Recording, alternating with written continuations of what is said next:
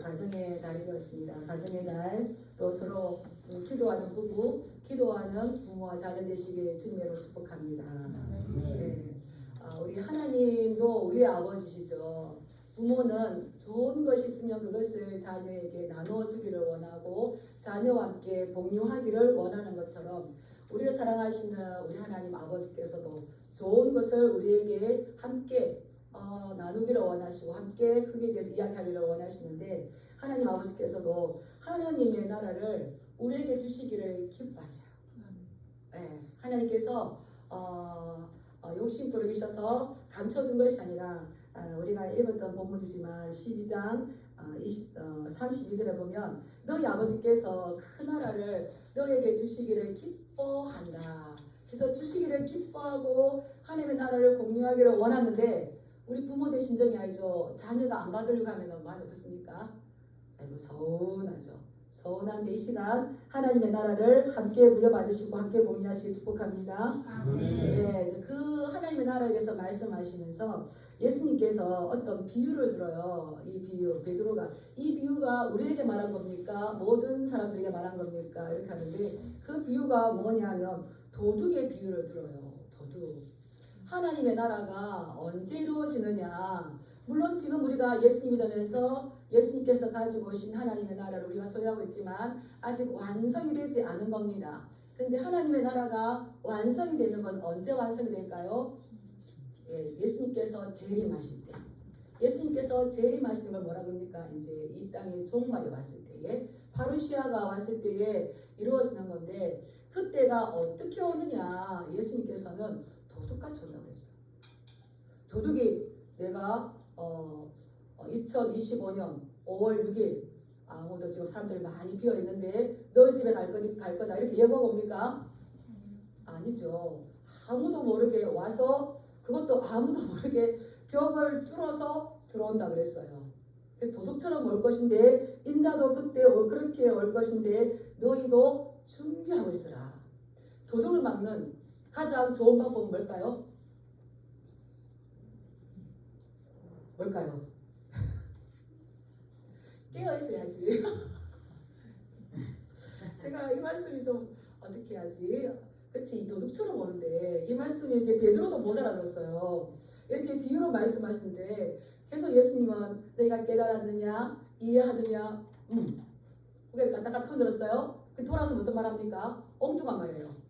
그래서 이거 제가 깨달아야 되는 건데 못 깨달으면 어떻게 하지? 그건데 도둑의 비유를 가지고 말씀하셨어요. 도둑을 막는 가장 좋은 방법은 도둑을 잡는 가장 좋은 방법은 뭘까요? 깨어있는 거예요. 깨어있는 거. 즉 그 말이에요.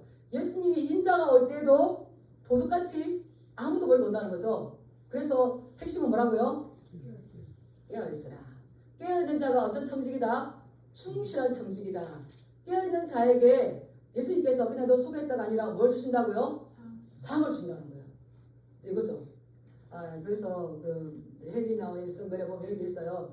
도둑이 살그머니 그 집에 이제 뭔가를 가지러 가려고 살그머니 들어갔어요. 들어갔는데 가족들이 도란도란 이야기가 나와.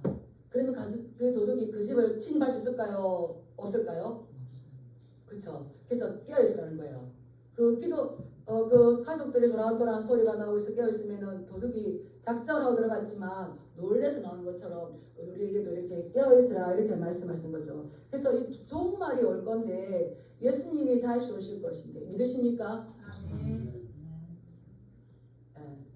제가 그 신학 공부할 때에 저희 그 탁질 교수님이 무서운 말씀하셨어요.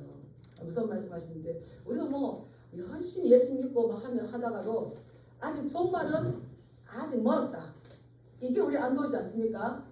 아직 멀었다. 이러고 있는데 그 탁질 교수님의 아버지 담병환 씨가 순교자잖아요. 그분은 그러는 거예요. 예수님 오십니다. 예수님이 먼저 오시든지 내가 먼저 가든지. 저는 그 말 들을 때 수업하다가 소리를 쫙 끼쳤어요. 아직 예수님 안 오셔. 아직 예수님 안 오셔. 하지만 내가 먼저 갈 수 있다는 사실을 우리는 기억하지 못해요. 그래서 예수님 곧 오십니다. 그런데 내가 예수님 오시기 전에 내가 먼저 가든지. 저게 순교자 집안이구나. 그래서 그 여러 위험들이 있음에도 불구하고 이단을 이렇게 파헤치는 열심이지 않습니까? 그런 것처럼 이 예수님은 반드시 오시는데 그 예수님을 맞이하기 위해서는 우리가 해야 할 것은 이렇게 깨어있는 거죠. 39절 30절 말씀을 보면 그러므로 너희도 준비하고 있으라. 생각하지 않은 때에 인자가 오리라 하시니라. 준비하는 게 뭔가? 준비 잘 하시길 축복합니다. 깨어있으시길 축복합니다. 그럼 준비하는 게 첫 번째가 우리 35절 말씀이에요. 35절 말씀 한번 읽어보겠습니다. 시작. 너희의 띠를 띠고 등불을 켜고 서 있으라. 주님이 반드시 오실 것인데 그 주님이 오실 때 나팔 불 때 나의 이름, 아무리 내가 교회 생활 열심히 하지만 그 소리를 듣지 못하면 우리는 구원의 반열에 들어설 수 없는 거죠. 우리가 예수님을 맞이할 때에 어떠한 자세를 가져야 되냐? 항상 허리에 띠를 띠고 있어요. 허리에 띠를 띠고. 허리에 띠를 띠는 왜 그렇습니까? 유대인들의 옷들 얼마나 거충스러워요. 통으로 되어 있기 때문에. 그런데 허리를 묶지 않고 일을 하려면 이게 안 되는 거죠. 우리 농부들 어떤 일을 하시는 분 어떻습니까? 옷을 야무지게 딱 묶고 그리고 소매를 끝없이 하는 것처럼 너희는 어느 때든지 어떤 일을 할 수 있도록 준비되어 있어야 되는데 허리에 띠를 띠고 있어라. 그리고 어두운 밤이라도 너희가 맡겨진 일을 감당할 수 있도록 두 번째 뭘 해야 되는 겁니까? 등불을 켜고 서 있어라. 항상 언제든지 주인이 왔을 때에 다시 말하면 예수님이 오셨을 때에 맞이할 수 있도록 만반의 준비 자세를 가지고 있으라는 거죠. 그래서 우리가 그렇게 했을 때에 충실한 종이라고 칭찬들을 수 있는 겁니다. 그리고 또 세 번째는 주인이 돌아오기를 기다리라는 거예요. 저처럼 열심히 하다가 좀 이제 힘이 들고 좀 게으름이 나면 아이고 어제도 안 오셨고 오늘도 안 오셨는데 내일이라고 오시려나? 이러면서 이제 그냥 들어놓고 싶어요. 그러는데 이 종은 주인이 어디에서 오는 것처럼 혼인집에서 돌아와서 문을 두드리면 기다렸다는 듯이 주인에게 문을 열어주려고 서 있으라는 거예요. 저 아래 주인이 없다고 안방에 가서 누워있다가 한참 다닥닥닥 나오는 게 아니고 항상 언제든지 주인이 여기서 왜 혼인집이라고 그러셨을까? 혼인집, 신혼집 얼마나 풍성한 잔치와 기쁨이 있습니까? 그 기쁨을 가지고 주인이 돌아왔어요. 돌아와서 이 종들에게 나누고자 하는 거죠. 그래서 그 종이 와서 문을 똑똑똑똑똑 내가 왔다 하면 열어주려고 기다리는 사람처럼 그렇게 너는 준비태세를 하고 있어라. 이 종은 우리가 잘 아는 둘로스예요. 둘로스는 법적으로 주인에게 완전하게 소유가 되어 있습니다. 그런데 주인이 완전하게 소유가 되어 있기 때문에 예전에 이 종을 주인이 임의대로 팔 수도 있고 살 수도 있었어요. 근데 좋은 주인을 만나면 이 종은 그게 온갖 보호를 받습니다. 근데 가혹한 주인을 만나면 어떨까요? 혹독한 대우를 받겠죠. 이런 종이죠. 완전 주인의 소유가 되었는데 굉장히 좋은 주인을 만나면 자녀가 없을 때에 거기에 대한 후사의 역할도 감당할 수 있는 이런 종이죠. 그런 종처럼 너가 주인을 기쁘게 해라. 근데 이 종들의 임무는 뭐냐 하면 주인이 없는 동안 맡겨진 일에 충성해야 되는 겁니다. 따라하겠습니다. 종들은 주인이 없는 동안 맡겨진 일에 충실해야 된다. 네, 충성스럽게 주인의 빈 공간을 그 시간들을 채워야 되는 거죠. 그리고 또 한번 주인이 돌아오기를 간절히 기다려야 되는데 이 말씀을 예수님께서 제자들에게 하셨어요. 예수님은 계속적으로 제자들을 불러 모으시고 하시는 말씀, 내가 이제 곧 이 땅을 떠날 것을 말씀하셨어요. 떠날 것을 말씀하시면서 동시에 무엇을 말씀하셨을까요? 다시 오실 것을 말씀하셨어요. 그럼 예수님께서 떠나시고 다시 오시는 거, 이 시간까지가 떠남과 돌아옴의 그 사이에 시간의 간격이 있겠죠. 문제는 우리 예수님 반드시 오실 줄 믿습니다. 오는데 언제 오시느냐죠. 언제 오시느냐. 마가복음 13장 32절에 보면 천지는 없어지겠으나 내 말은 없어지지 않을 것이고 그러나 그 날과 그때는 아무도 모른다. 내가 올 것인데 내가 언제 올지는 아무도 모른다. 하늘의 천사들도 모르고 하나님의 아들인 나도 모르고 하나님만 아시고. 사도행전에서는 또 제자들이 물었어요. 하나님의 나라가 이루어질 것이 언제입니까? 그때와 기간은 하나님 아버지의 권한에 두셨어요. 우리가 사람이 모든 것을 아는 것 같지만 한계가 있죠. 시간에 대한 앞일에 대한 것을 우리가 사람이 압니까 모릅니까? 모르는 거예요. 모르기 때문에 겸손할 수밖에 없어요. 겸손할 수밖에 없죠. 근데 그 모든 것들은 아버지의 권한에 두셨는데 중요한 건 떠남과 이제 오신다는 건데 그 사이가 시간이 굉장히 길어요. 지혜로운 점은 어떻게 할까요? 주인이 안 계실 때에 내가 주인에 대한 충성을 보일 수 있도록 맡겨진 일들을 열심히 할 수 있는 기회가 많아지네. 내가 주인이 돌아오면 기뻐할 수 있도록 맡겨진 일들의 역할을 잘 해야지.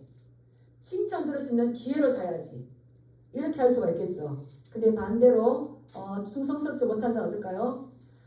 이것들은 이 시간 동안에 이제 나태해지고 또 이제 잠들어 버릴 유혹이 있는 거죠.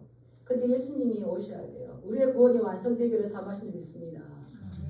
그 완성은 언제 이루어진다고 했습니까? 예수님께서 오셔야 되는 거예요.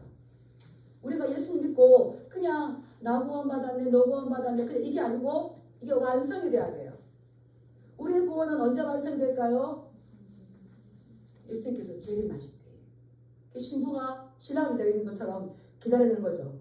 그 예수님이 다시 이 땅에 오실 때에는 심판과 구원이 동시에 이루어집니다. 한 번 죽는 것은 정해진 것이요 그 외에도 심판이 있을 것인데 믿지 않는 자, 그 복음에 순종하지 않는 자는 심판이 되겠죠. 근데 복음에 순종한 우리에게는 그날이 곧 어떤 날이 되는 겁니까? 구원의 날인 거예요. 잘 이해하시고 심판이 무서워. 요한계시록이 무서워가 아니라 요한계시록의 그 재앙들은 우리와 상관이 있을까요? 없을까요? 우리와 상관이 없습니다. 누구에게 그 재앙이 갈까요? 복음에 순종하지 않는 자. 근데 우리는 막 무서워하죠. 근데 우리 신나는 거예요. 우리 그때가 우리의 구원이 이루어지는 날이기 때문에 기대가 되는 날이고 기다려지는 날이죠. 그래서 우리는 이미 구원받았지만 아직 완성되지 않았어요. 따라했을 때 이미와 아직 사이에 긴장 상태를 잘 알아야 된다. 이게 굉장히 중요한데 우리가 구원받았어요. 구원받았지만 바울은 빌립보 교회의 성도들에게 뭐라고 합니까? 너희가 두렵고 떨림으로 너희의 구원을 이루어가라는 거죠. 다 이루어졌기 때문이 아니죠. 아직 완성이 안 되었어요. 그래서 이미 구원받았지만 이것을 잘못 갔을 때 이미와 아직 사이 약속과 성취 사이에 우리의 본분이 있는데 약속과 성취 사이에서 우리의 본분에 따라서 구원을 온전하게 이룰 수도 있고 따라서 구원에서 탈락될 수 있다. 네, 구원의 탈락에 대한 예고는 성경에서 중간중간 많이 나와요. 그것처럼 우리가 이미 구원받았지만 아직 조심하여 두렵고 떨림으로 우리의 구원을 이루어가야 되는데 그러기 위해서 너희는 어떻게 해라? 깨어 있어라. 깨어 있어야겠지만 예수님의 제자들은 겟세마네 동산에서 깨어있지를 못했어요. 그래서 예수님이 가시는 그 마지막 이 제자들을 부인하고 도망을 가버렸잖아요. 이것이 베드로는 얼마나 큰 아픔이 되었는지 베드로전서 5장 8절에서 또 말해요. 근신하라 깨어있으라 너희 대적 마귀가 우는 사자같이 두루다니며 삼킬 자를 찾나니 너희는 믿음을 굳건하게 하며 마귀를 어떻게 하라? 쫓아내라는 거예요. 근신하라 깨어라. 근신하고 깨어있지 못하면 두려움에 도망을 가버립니다.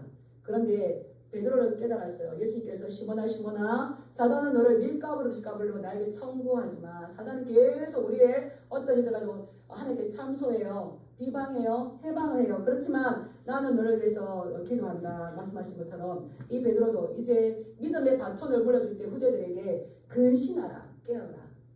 너희 대적 마귀가 우는 사자같이 배고파서 우는 사자 움켜잡은 것을 놓겠습니까? 두루다니며 삼킬자를 찾나니 너희는 믿음에 굳건하게 서서 따라하고 있습니다. 믿음에 굳건하게 서서 마귀를 대적하라. 누구의 이름으로? 예수의 이름으로. 그러하지 않는다. 내가 잡아먹히는지도 모르게 잡아먹히는 거예요. 잡아먹힐지도 모르게 잡아먹히는 거죠. 그래서 깨어있으라. 근신하라. 그리고 이 마귀가 왔을 때에 믿음 안에 굳건하게 서서 대적하고 쫓아내지 않으면 잡아먹히는 거죠. 잡아먹히는.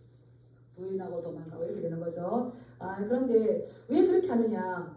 반드시 깨어서 준비하는 종에게는 어마어마한 하나님의 복이 있다는 거예요. 우리 37절 말씀 읽어보겠습니다. 시작. 주인이 와서 깨어있는 것을 보면 그 종들은 복이 있으리로다. 내가 진실로 너희에게 이르노니 주인이 띠를 띠고 그 종들을 자리에 앉히고 나와 수종들이라. 깨어있는 종은 어떻게 그랬습니까? 허리에 띠를 띠고 등불을 켜고 주인이 언제 오시든지 문을 두드리면 곧 열어드리기 위해서 준비했을 때에 주인이 돌아와서 그러한 종을 보면 어떨까요?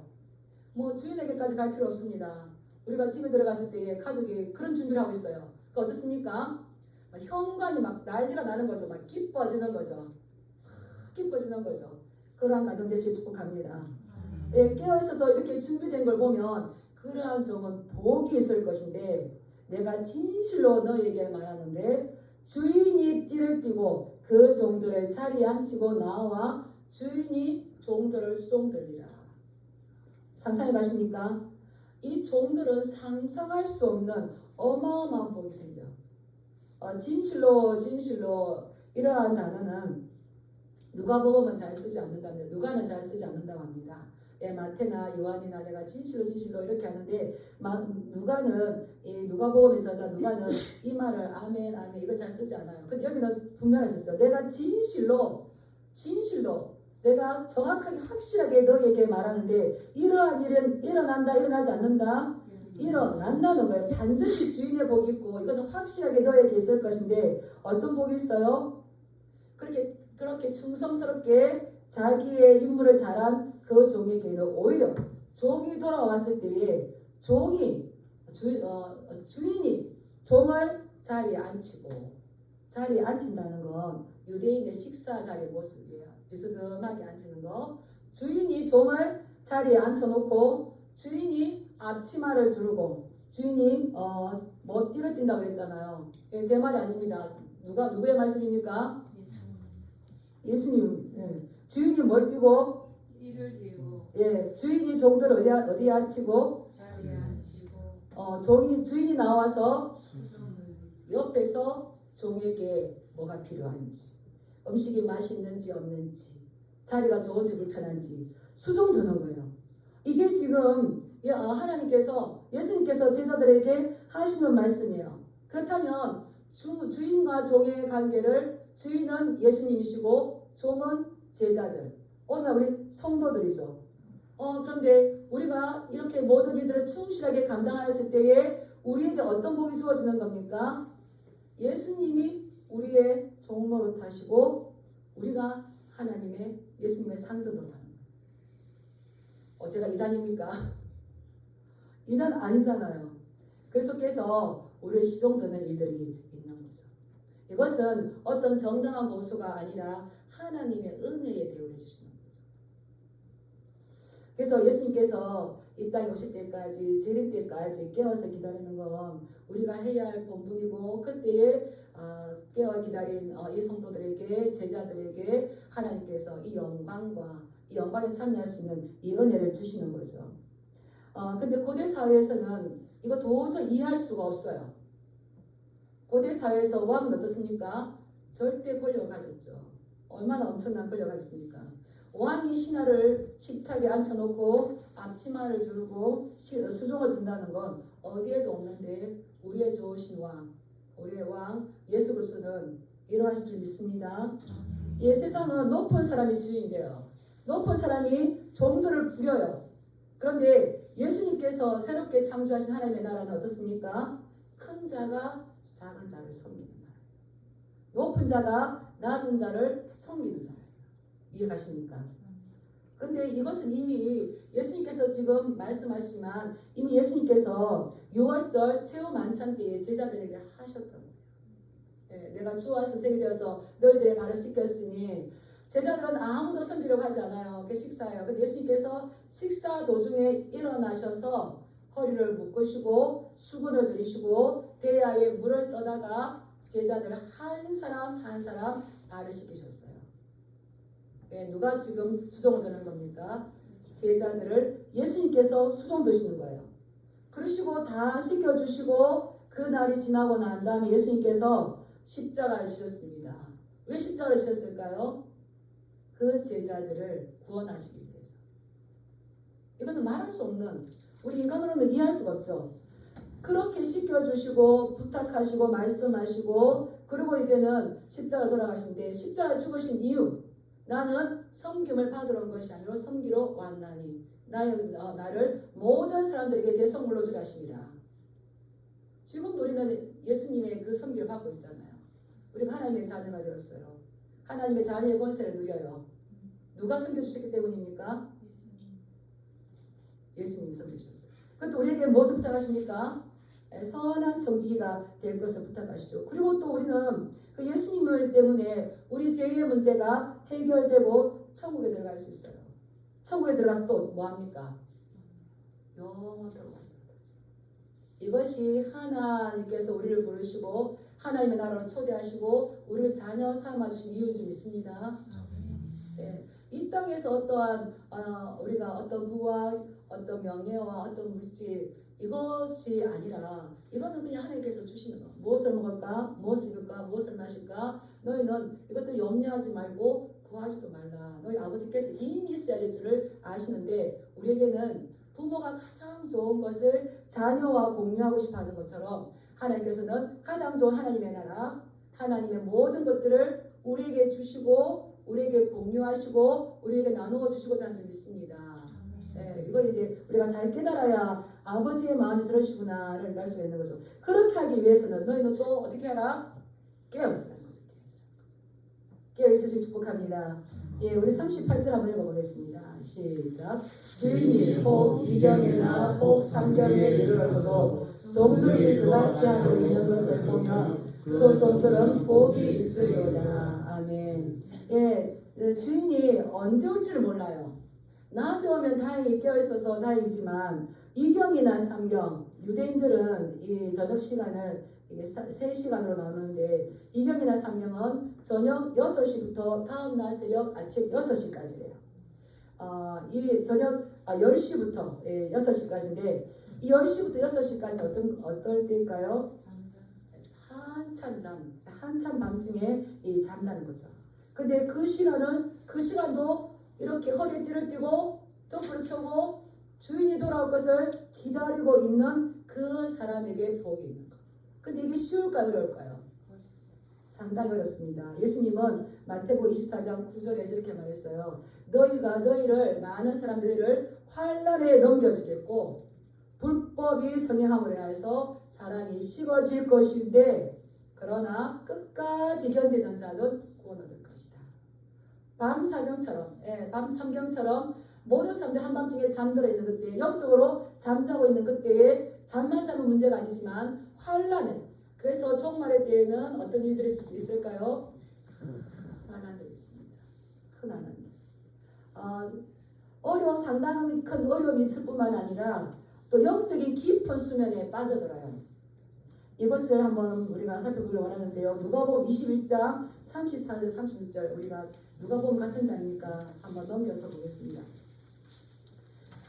133페이지 있습니다. 누가복음 21장 34절 36절 영적인 깊은 수면에 빠지는데 성도들마저도 이러한 세상 조류에 휩쓸어 들어가는 그런 때라는 겁니다. 우리 찾으셨습니까? 누가복음 21장 34, 36절 같이 한번 읽어보겠습니다. 시작. 너희는 스스로 조심하라. 그렇지 않으면 방탕함과 술 취함과 생활의 염려로 마음이 둔하여 지고 뜻밖의 그날이 죽과 같이 너희에게 임하리라. 이 날은 온 지구상에 거하는 모든 사람에게 임하리라. 그러므로 너희는 장차 우리 모든 일을 능히 피하고 인자 앞에 서도록 항상 기도하며 깨어있으라 하시니라. 예수님의 말씀은 열처녀 비유에 대해서도 말씀하실 때 마무리가 깨어있으라 깨어있으라. 달란트 비유의 말씀도 뭐하십니까? 그런즉 너희는 깨어있으라는 거예요. 지금 여기 누가복음 말씀을 보면 그 소제목에 뭐가 있습니까? 항상 기도하며 깨어있으라는 거죠. 근데 깨어있기가 쉽다 어렵다?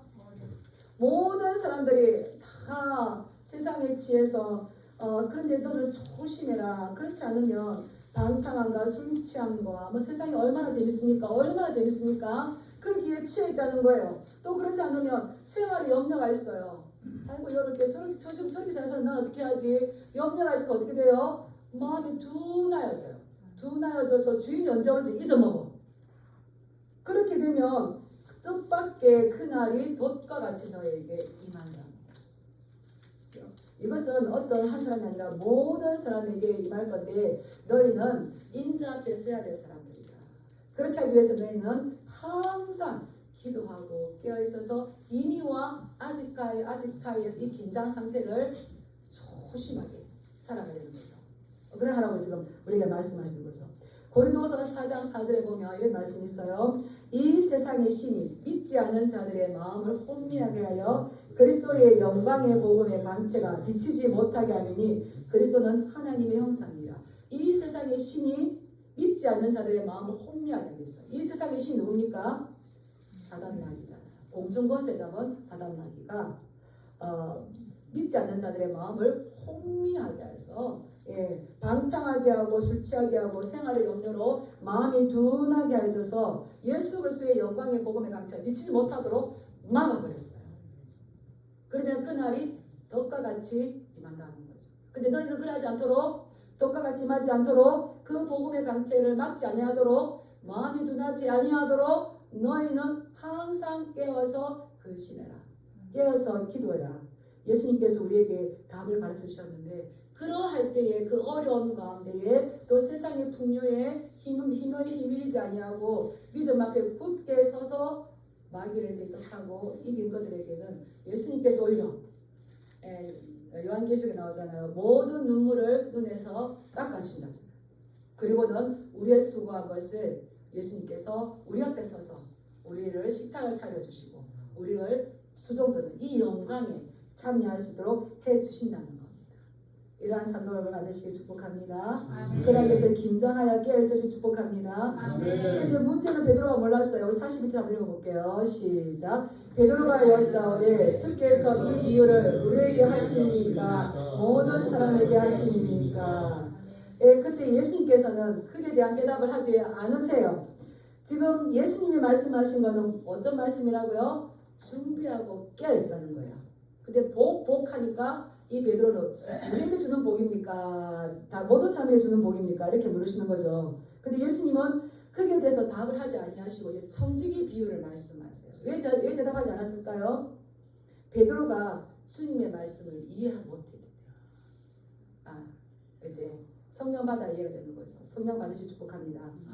네. 그 지금 예수님이 이 깨어있는 자가 주시는 복이 뭔지. 저는 이 복이 너무너무 사모됐어요. 저도 복에 대해서 관심이 많았었어요. 복에 대해서. 그래서 저도 일도 해봤고 해봤는데 성경이 말하는 복은 너무너무 감사해요. 성경 복이 뭔지 딱 답이 나와 있어요. 그래서 이 복을 말했는데 이 복을 받으려면 어떻게 해야 되는지를 말했는데 베드로는 깨달았다 깨닫지 못했다 깨달지 못했어요. 그러고는 이제 청지가 되었으면 그 복받는 청지가 되려면 어떻게 해야 되냐 그 태도에 대해서 말씀하시는 거예요. 우리 42절 말씀 한번 읽어보겠습니다. 시작. 주께서 이르시되 지혜 있고 진실한 청지기가 되어 주인에게 그 종들을 갖다 때를 따라 나누어 줄 자가 누구냐. 아멘. 이제 지혜로운 청지기가 되어서 이 말씀을 보면 지혜 있고 진실한 청지기가 되어서 너희들 청지기가 되는데 그 청지기가 되어서 때를 따라서 그 집 종들에게 양식을 나누어 줄 자가 누구냐. 청지기를 이야기해 주셨어요. 이 청지기가 뭐냐면 그 집의 주인을 대신해서 한 집의 살림을 맡아서 관리하는 사람이에요. 그래서 이 청지기는 어느 정도의 지위가 있고요. 운영상의 권한도 가지고 있습니다. 우리가 생각하면 성경에 나오는 이 청지기에게 모든 것을 맡김받은 사람이 요셉이에요. 요셉. 그래서 보디발 장군이 자기가 먹는 것 외에는 자기 소유를 모두 다 맡겼다 이렇게 나오잖아요. 그래서 거기에 대한 지위와 그 그 권한도 가지고 있는 거죠. 근데 청지기가 해야 할 건 종들을 보살피고 때를 따라 종들에게 양식을 나눠 주는 일이에요. 그래서 이 청지기는 종들이 하는 일들이 차질이 없도록 종들을 보호하고 보살펴야 하는 거죠. 그리고 이제 그런데 이 종들을 이렇게 돕기는 하지만 청지기에 하는 이들이 그렇게 돋보이지 않는데요.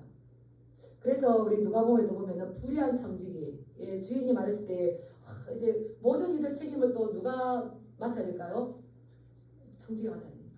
좋은 일이면 모르지만 안 좋을 때는 힘드는 거죠. 그런데 돋보이지 않기 때문에 아무리 열심히 일을 해도 빛이 나지 않기 때문에 이들을 잘하려고 하지 않는다는 겁니다.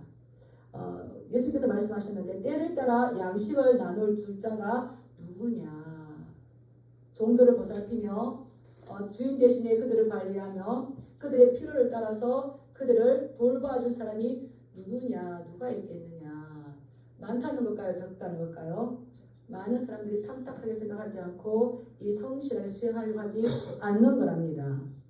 그런데 이러한 청지기를 예수님께서 우리에게 일을 맡겨주셨어요. 근데 그 청지기가 가져야 될 것은 두 가지인데 따라하겠습니다. 지혜 있고 진실해야 한다. 이 지혜는 통찰력이 있어야 되는 거예요.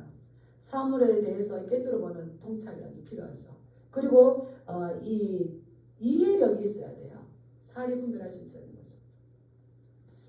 이 청지기 종이 사리 분별을 못해요.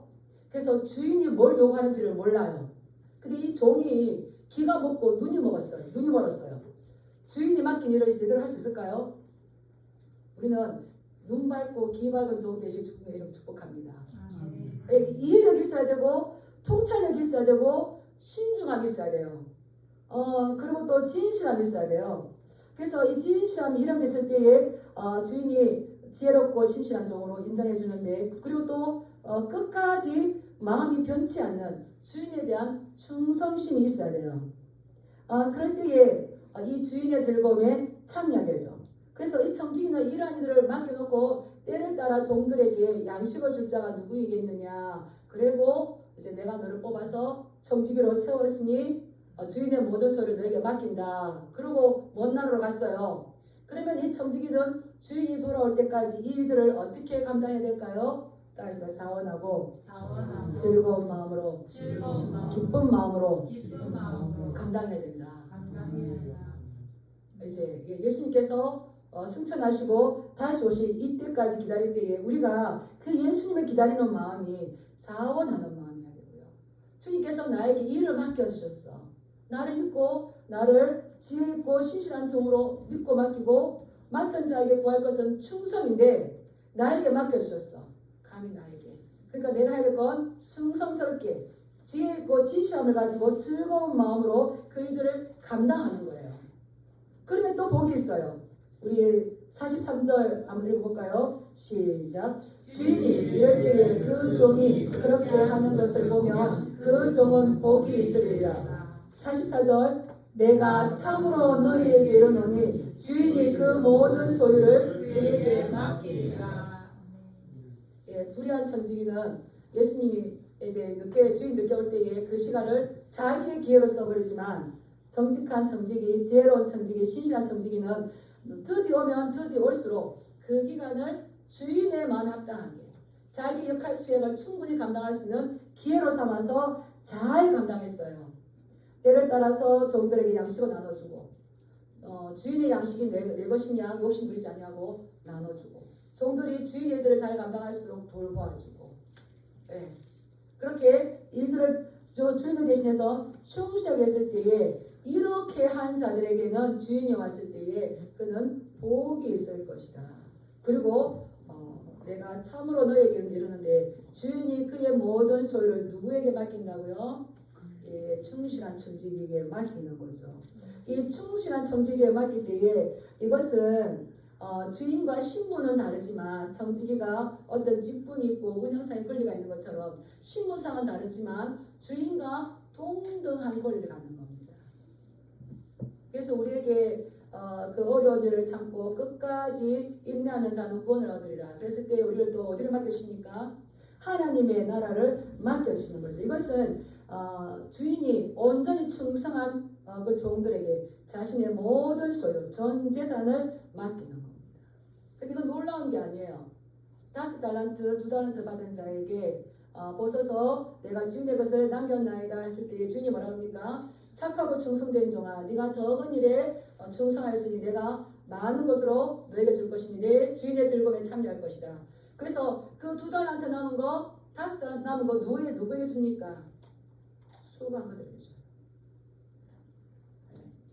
하나님의 나라는 복리로죠, 복리로.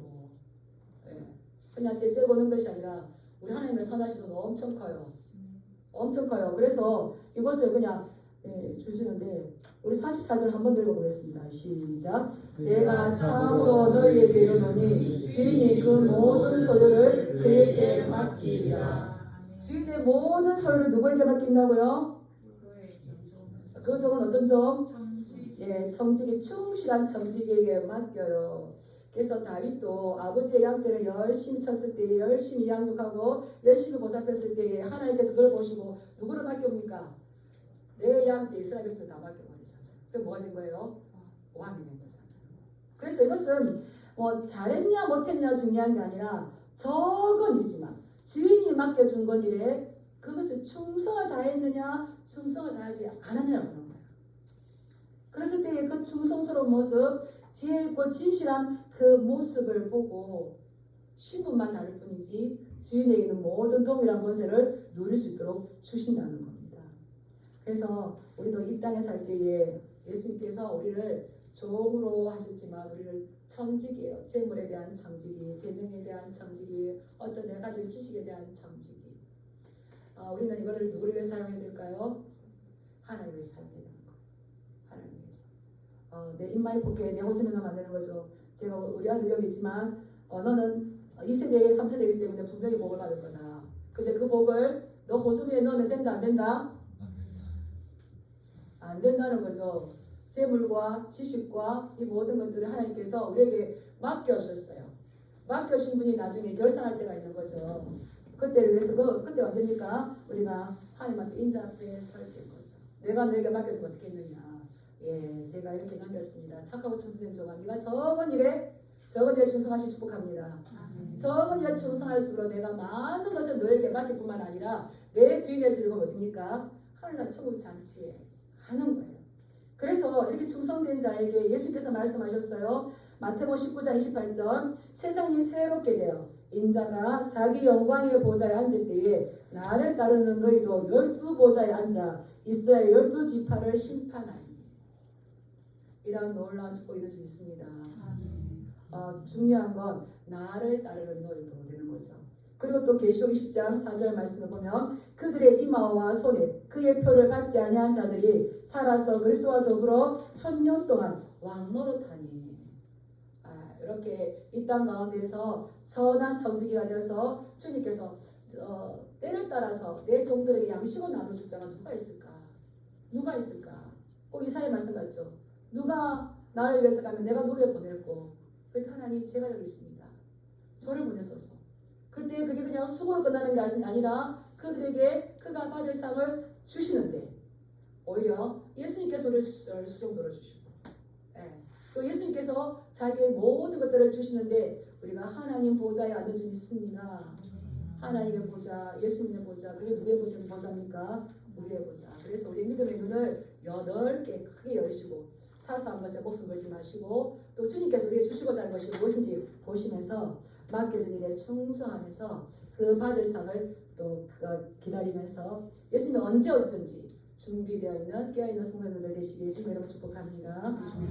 제가 말씀 사실 48절까지 준비했었는데 이거를 나눠야 되겠다. 충실한 청지기가 받을 상, 그 다음에 불충한 청지기가 받을 상 이렇게 나누어지더라고요. 그래서 예수님의 말씀이 이렇게 있으니까 또 말씀을 잘 분별하면서 서로 믿음 안에서 아름답게 세워가는 진리하게 만들어가길 주님 여러분 축복합니다. 기도하겠습니다.